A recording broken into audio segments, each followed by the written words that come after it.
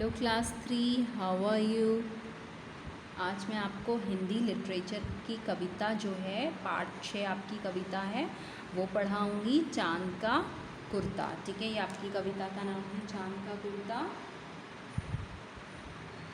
और इसके कठिन शब्द हैं, ये मैंने लिखे हुए हैं बोर्ड पे। इसको देख के आप अपनी कॉपी में करेंगे, ठीक है ना।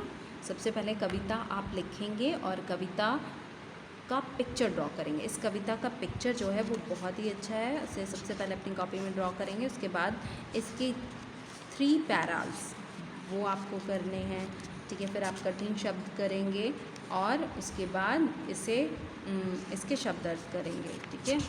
चलिए हम कविता शुरू करते हैं। Open your page number 45। Now see in your page number 45, see this picture, you have to draw this picture.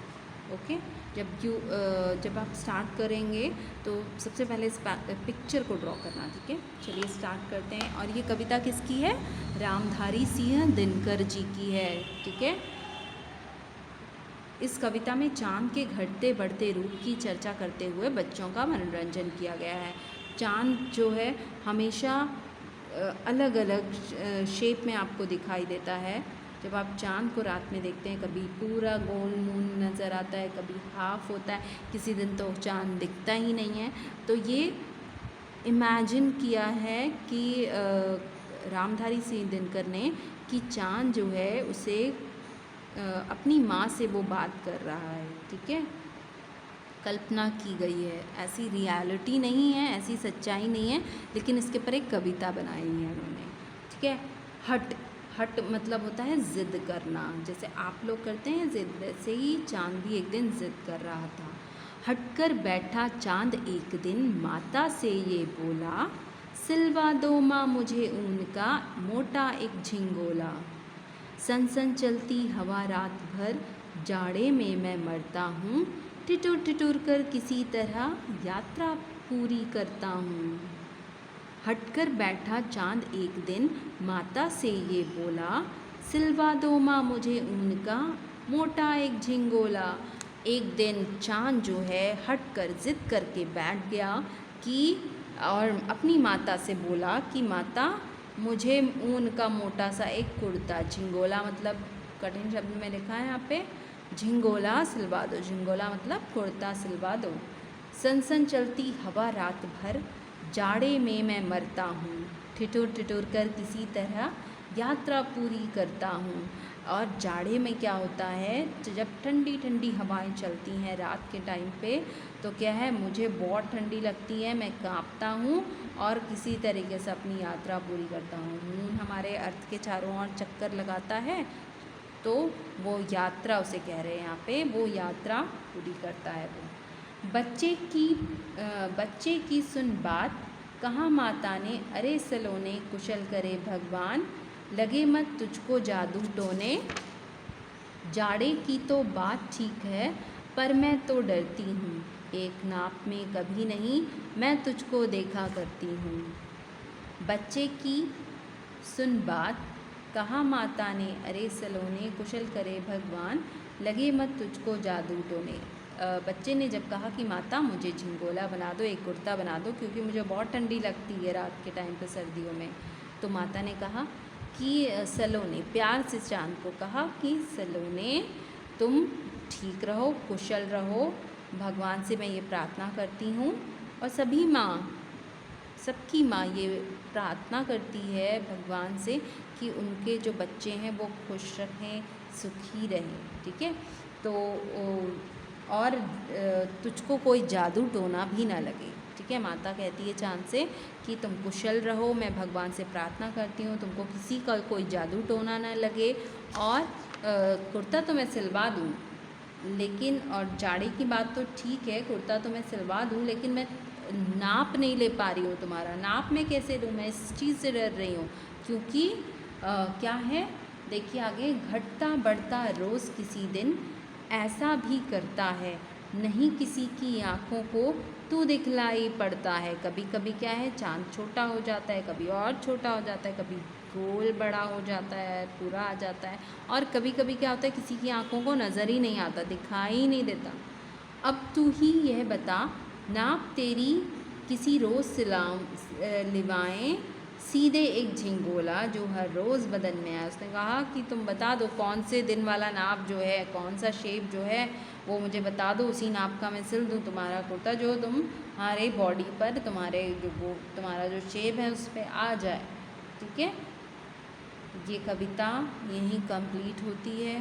ठीक है, बहुत बड़ी कविता नहीं थी ये, और इसके कठिन शब्द आपको करने हैं। इसमें कुछ कठिन शब्द हैं। ठीक है, ये जो कठिन शब्द हैं ये बोर्ड पे लिखे हैं। हट, सिलवा, झिंगोला, ठिठुर, कुशल, रोज़, दिखलाई, लिवाई, ये कठिन शब्द कॉपी में करेंगे। उसके बाद ये शब्द अर्थ हैं जो आपको करने हैं। ठीक है, हट, हट मतलब ज़िद करना। ठिठुर, ठिठुर कर मतलब सर्दी में काँप कर। झिंगोला मतलब कुर्ता। कुशल मतलब ठीक ठाक। जाड़ा मतलब सर्दी। ठीक है, ये कठिन शब्द हैं जो कॉपी में करने हैं। इसके अलावा ये मौखिक प्रश्न हैं, ये आपको पता होने चाहिए। ठीक है, आने चाहिए कि कविता में माँ से कौन ज़िद करता है। कौन ज़िद करता है कविता में माँ से? चांद ज़िद करता है। इस कविता में कवि कौन है? इस कविता के कवि रामधारी सिंह दिनकर हैं।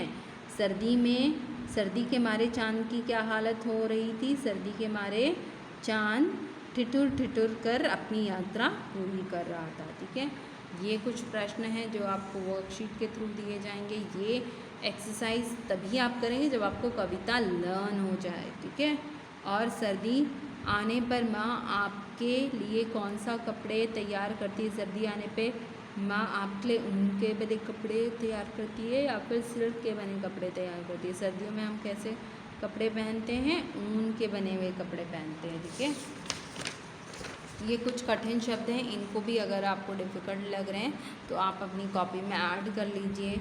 ठीक है, चांद, झिंगोला, बच्चा, भगवान, घटता बढ़ता, सिलवा, ठिठुर, सलोने, जादू टोने, आँखों, ऊन, यात्रा, कुशल, नाप, बदन, ये कुछ कठिन शब्द हैं। इसमें पाठ से समान तुक वाले शब्द ढूंढकर लिखने हैं। जब आप कविता रीड करेंगे तो कुछ समान तुक वाले शब्द आपको मिलेंगे, जैसे कि है बोला।